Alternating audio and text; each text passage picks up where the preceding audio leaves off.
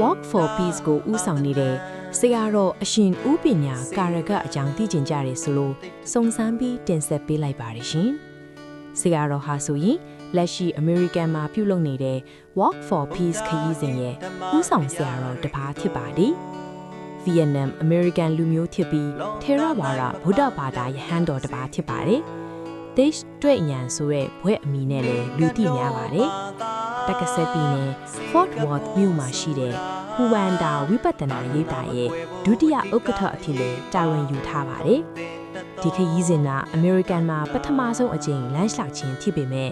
ဆရာတော်ကအတွေ့အကြုံရင့်ကျက်တဲ့ဓမ္မခရီးသည်တစ်ပါးဖြစ်ပါတယ်။2022ခုနှစ်ကအိန္ဒိယနိုင်ငံမှာတင်ဟာ12ရက်ကြာငင်းချမ်းရေးလမ်းလျှောက်ခရီးစဉ်ကိုပြုလုပ်ခဲ့ပြီးအခြားနိုင်ငံတွေမှာလည်းလမ်းလျှောက်ဖူးတယ်လို့သိရပါတယ်။